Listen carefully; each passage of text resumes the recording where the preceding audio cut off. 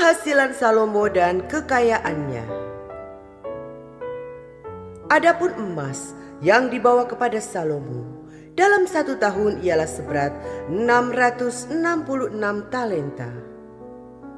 Belum terhitung yang didapat dari saudagar-saudagar dan dari pedagang-pedagang dan dari semua raja Arab dan bupati-bupati di negeri itu. Raja Salomo membuat 200 perisai besar dari emas tempaan. 600 shikal emas dipakainya untuk setiap perisai besar.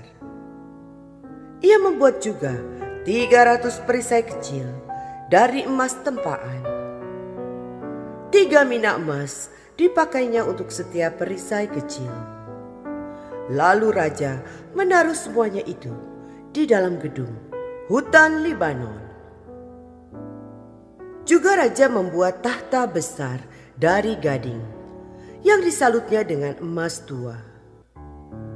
Tahta itu 6 tingkatnya. Pada tahta itu ada di sebelah belakang sebuah kepala bundar. Dan pada kedua sisi tempat duduk ada kelek-kelek.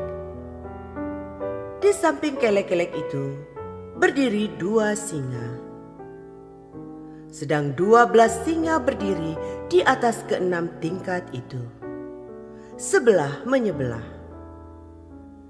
Belum pernah diperbuat yang demikian bagi sesuatu kerajaan.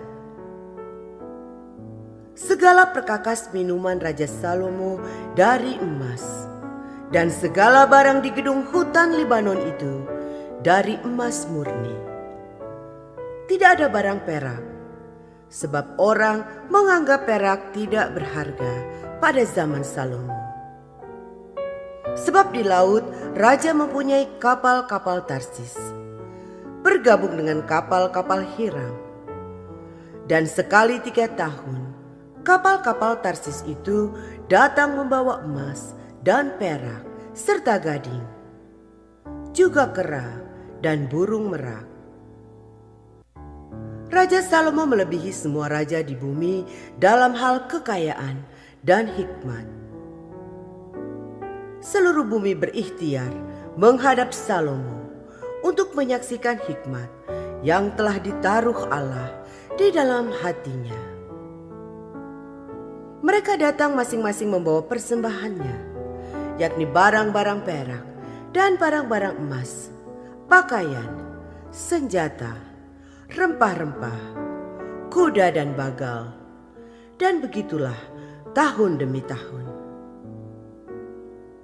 Salomo mengumpulkan juga kereta dan orang-orang berkuda, sehingga ia mempunyai 1.400 kereta dan 12.000 orang berkuda, yang semuanya ditempatkan dalam kota-kota kereta dan dekat raja di Yerusalem. Raja membuat banyaknya perak di Yerusalem sama seperti batu, dan banyaknya pohon kayu aras sama seperti pohon ara yang tumbuh di daerah bukit. Kuda untuk Salomo didatangkan dari Misraim, dan dari Kewe, saudagar-saudagar raja membelinya dari Kewe dengan harga pasar. Sebuah kereta yang didatangkan dari Misraim berharga sampai 600 shikal perak, dan seekor kuda sampai 150 shikal. Dan begitu juga melalui mereka dikeluarkan semuanya itu kepada semua raja orang Het dan kepada raja-raja Aram.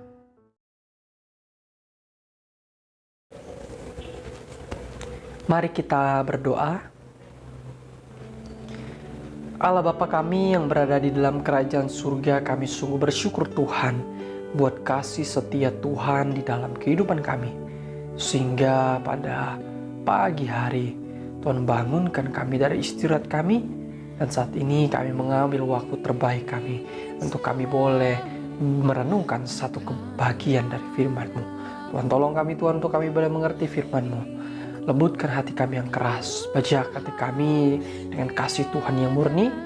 Biarlah firman Tuhan diberitakan dan hati Tuhan yang disenangkan.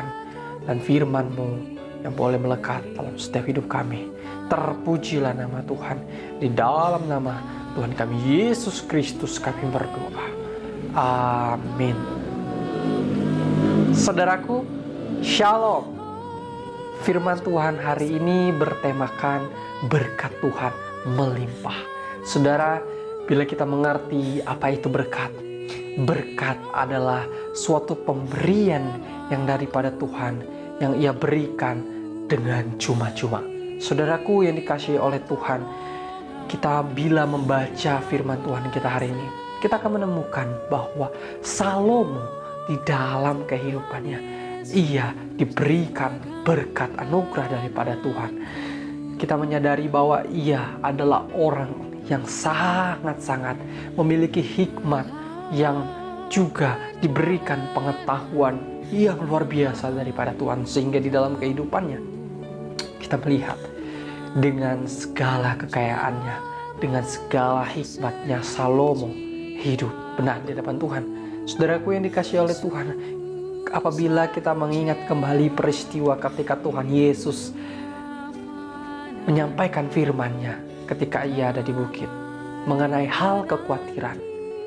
Saudara, Tuhan Yesus memberikan peringatan bahwa ketika kita mencari, mengejar kekayaan, mengumpulkan harta, Tuhan Yesus memberikan suatu peringatan bahwa mengejar kekayaan, mengejar yang namanya harta, itu akan menyebabkan kita jatuh.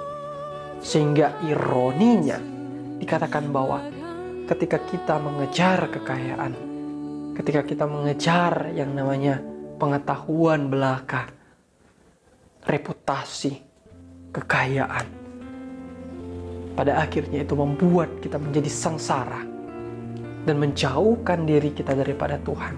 Saudaraku yang dikasihi oleh Tuhan, banyak yang mengisahkan bahwa orang-orang yang kaya pada saat itu jatuh ke dalam dosa. Tetapi juga kita melihat bahwa ada orang-orang yang Tuhan buat di dalam hidupnya dan dicatat oleh Alkitab sebagai orang-orang yang tajir. Bukan hanya Salomo, kita melihat juga bahwa ada yang namanya Ahasveros. Kita lihat bahwa ia dalam kekayaannya juga.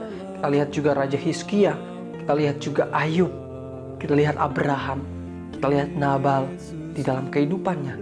Saudara, ternyata Alkitab juga menunjuk bahwa kekayaan itu bukan hanya dipandang sebagai sesuatu yang jahat. Alkitab tidak memandang kekayaan hanya sebatas kekayaan adalah sesuatu yang jahat. Tetapi Alkitab juga memandang kekayaan adalah sebuah anugerah Tuhan yang diberikannya kepada orang-orang untuk dapat dinikmati dan juga untuk dikelola dengan baik. Saudara, oleh karena itu, apabila Tuhan memberikan kekayaan, apabila Tuhan memberikan harta yang banyak, maka yang harus dilakukan adalah membuat suatu kehidupan yang utama untuk melayani Tuhan, mempermuliakan Tuhan dengan apa yang kita punya. Sehingga saudaraku yang dikasihi oleh Tuhan, banyak pula kekayaan, banyak pula harta, semakin kita berbuat untuk pekerjaan Tuhan dan melakukan kebaikan bagi sesama kita. Saudaraku yang dikasihi oleh Tuhan, Salomo ternyata juga di dalam kehidupannya kita melihat bahwa ia membangun bait Allah. Saudara, ia membangun bait Allah bukan yang sederhana, tetapi membangun bait Allah dengan seluruh kekayaannya. Segala bangunan-bangunan yang ada ia buat dengan berlapiskan emas, berbalutkan emas. Bahkan ada emas-emas murni yang dia buat untuk bait Allah, untuk rumah Tuhan. Saudaraku yang dikasihi oleh Tuhan, dari hal ini kita melihat bahwa ketika kita hidup, kita renungkan sejenak bahwa kekayaan, bahwa harta, bahwa reputasi, bahwa kesempatan Tuhan yang berikan bagi kita untuk menjadi kaya, itu adalah semata-mata berkat anugerah Tuhan.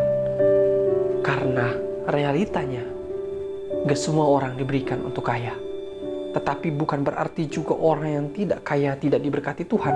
Tuhan memberkati semua orang, baik kaya dan yang miskin. Tapi oleh karena itu, apabila Tuhan memberikan anugerah kepada kita, atau memberikan berkatnya yang begitu melimpah kepada kita, sehingga di dalam kehidupan kita menikmati kekayaan itu. Dan juga yang paling utama, jangan kita kejar kekayaan, tetapi apa yang Alkitab katakan, carilah dahulu kerajaan Allah dan kebenarannya. Sehingga ketika kita mencari kerajaan Allah, mencari kebenaran, segala harta itu, segala kekayaan itu akan mendatangi kita sesuai dengan kebutuhan kita. Saudaraku yang dikasihi oleh Tuhan, cobalah kita menghitung berkat-berkat yang Tuhan berikan kepada kita. Ada banyak berkat yang Tuhan berikan kepada kita yang tak dapat kita hitung.